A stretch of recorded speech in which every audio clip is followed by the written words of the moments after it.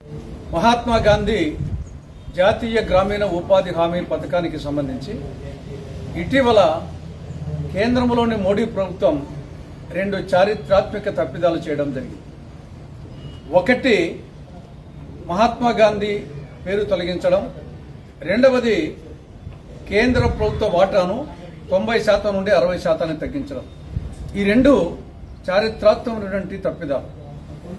మహాత్మా గాంధీ జాతీయ గ్రామీణ ఉపాధి హామీ పథకం అనేది ఇది ప్రపంచంలోనే అతిపెద్ద ఉపాధి హామీ పథకం.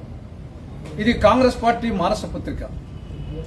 గ్రామీణ ప్రాంతాల నుండి పట్టణాలకు నగరాలకు వలసలను నివారించాలనే ఉద్దేశంతో 2005లో సోనియా గాంధీ గారి మార్గదర్శకత్వంలో మన్మోహన్ సింగ్ గారు ప్రధానిగా UPA 1 ప్రభుత్వం వామపక్షాల సపోర్ట్తో దీన్ని చట్టం చేసి 2006 ఫిబ్రవరి 2న ప్రారంభించడం జరిగింది.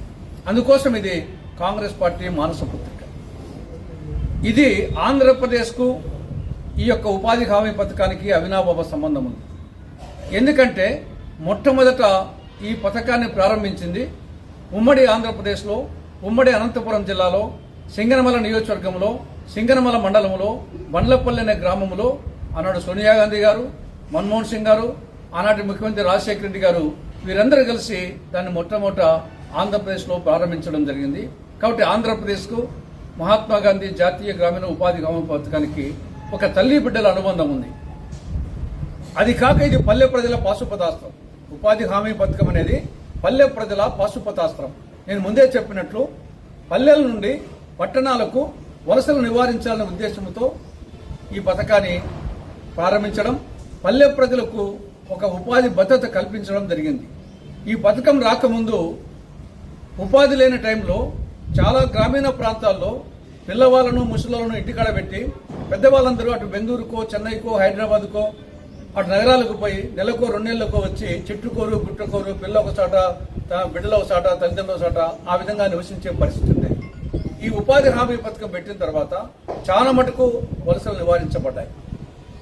ఈ పథకం కేంద్ర ప్రభుత్వం 90% భరించే విధంగా, 10% రాష్ట్రం భరించే విధంగా రూపకల్పన చేసింది UPA ప్రభుత్వం. రాష్ట్రాల మీద ఆర్థిక భారం పడకూడదు, ముందుగానే ఆర్థిక పరిస్థితి ఇబ్బందుల్లో ఉన్నాయి అనే ఉద్దేశంతో 90%, 10% అనే విధంగా వచ్చేసి రూపకల్పన జరిగింది.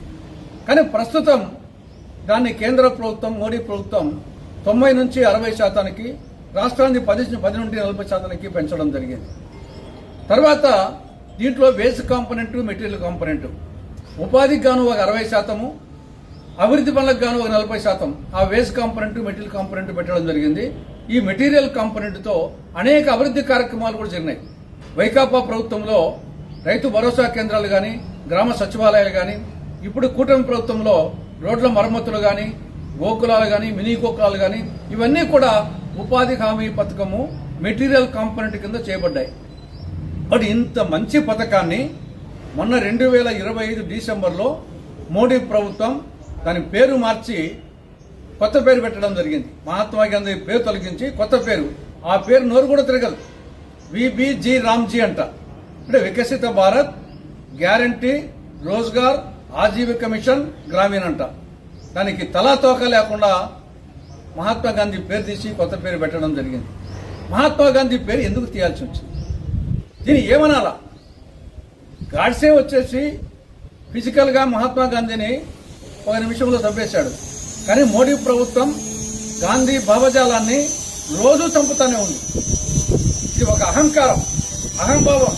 నేను ఏమి చేసినా సరిపోతుందని చెప్పేసి ఒక పొగరుమోత్తనంతో మోడీ ప్రభుత్వం ఈ విధంగా మహాత్మా గాంధీ పేరు తీయడం జరిగింది. మహాత్మా గాంధీ జాతిపిత, జాతిపితను అవమానపరచడం జరిగింది. జాతిపితను అవమానపరచడం అంటే జాతిని అవమానించడమే. ఇక రెండవది, కేంద్ర ప్రభుత్వం వాటా తగ్గించిన కారణంగా రాబోయే రోజుల్లో రాష్ట్ర ప్రభుత్వం వాటా ఇవ్వలేదు, కేంద్ర ప్రభుత్వం వాటా ఇవ్వదు. మొత్తం ఈ యొక్క పథకమే కాలగర్భంలో కలిసిపోయే ప్రమాదం ఉంది. అందుకోసం కాంగ్రెస్ పార్టీ పూర్తిగా ఈ యొక్క కొత్త పథకాన్ని వ్యతిరేకిస్తూ ఉంది. పాత పథకాన్ని పునరుద్ధరించాలని చెప్పేసి దేశవ్యాప్తంగా కాంగ్రెస్ పార్టీ ఉద్యమం నిర్వహిస్తూ ఉంది. మరొక దుర్మార్గమైన విషయం ఏమంటే, చంద్రబాబు ప్రభుత్వం, అటు చంద్రబాబు, ఇటు పవన్ కళ్యాణ్, ఇటు జగన్మోహన్ రెడ్డి ముగ్గురు కూడా మోడీ ప్రభుత్వానికి దీంట్లో మద్దతు ఇవ్వడం జరిగింది. ఒదికు రాష్ట్రాలకు అన్యాయం జరుగుతుంటే వీళ్ళు వచ్చేసి కేంద్ర ప్రభుత్వానికి మద్దతు ఇవ్వడం జరిగింది, మోడీ ప్రభుత్వానికి. కాబట్టి ఈ పాపంలో మోడీకి ఎంత పాపం భాగస్వామ్యం ఉందో చంద్రబాబుకు, జగన్మోహన్ రెడ్డికి, పవన్ కళ్యాణ్కి అంతే ఉంది. కాబట్టి ఇప్పటికైనా జ్ఞానోదయం కలిగి కేంద్ర ప్రభుత్వం ఈ కొత్త పథకాన్ని రద్దు చేసి పాత పథకాన్ని యథాతథంగా పునరుద్ధరించాలని కాంగ్రెస్ పార్టీ డిమాండ్ చేస్తూ ఉంది.